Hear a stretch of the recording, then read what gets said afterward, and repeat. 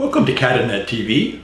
I'm your host, John Reid, CEO of CATAAlliance, and we're very pleased this morning to be joined by David Large, who is the Dean of the Sandermoen School of Business at the University of Fredericton.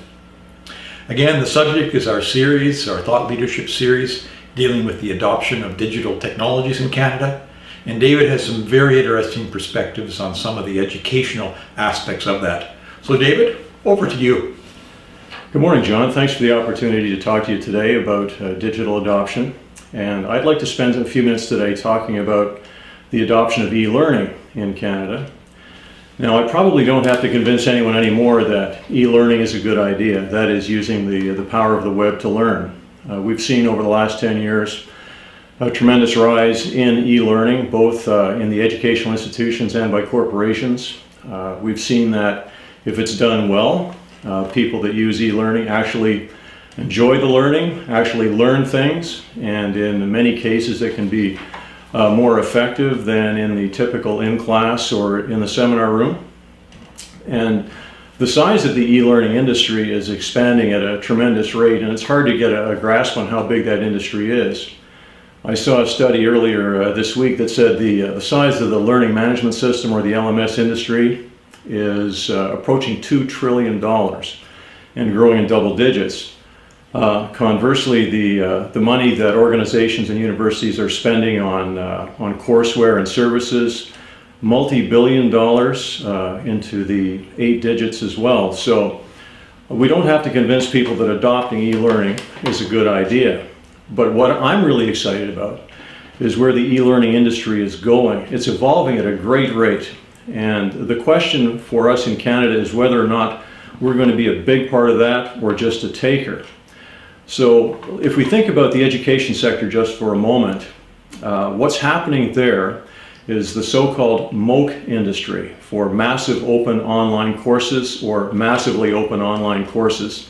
These popped up a few years ago, and the major players in the United States are organizations like edX and Coursera, even the Khan Academy, Udacity. These are organizations set up to provide these massive open courses, and the courses come from well-known institutions like MIT and Harvard and so on. And they open them up. There are no qualifications that you need to get into the courses. They're free. And some of these early courses have had tens or hundreds of thousands of people enrolling in them.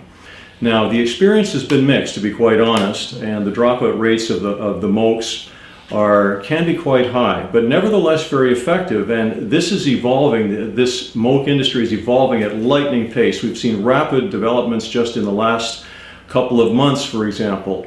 We've seen respected educational institutions we've seen Georgia Tech, for example, accept MOOC graduates for credit in their programs. That's quite an evolution. We have seen MOOC providers starting to charge licensing fees. So we're talking about anywhere from $50 to $100 a student a course to take these MOOCs online. Where this is going, though, is towards an industry we're calling the MLOC industry at the Sandermoen School of Business, for massive licensed online courses. And this is very exciting, and this is where the future of online learning is really going to go. If you can imagine a courseware experience or a learning experience where you sit down and you're treated to a multimedia digital feast where you have access to e-texts, simulations, virtual campus. For example, to experience a virtual campus, check out Avaya Web Alive. This is something they have right now for the corporate environment, but in their back room I know they've got one for the campus where you are an avatar. You put your face on an avatar, you stroll down the mall, you see people you recognize, you stroll into an auditorium where you sit down for a lecture, you see people that you recognize there, you see the professor coming on screen.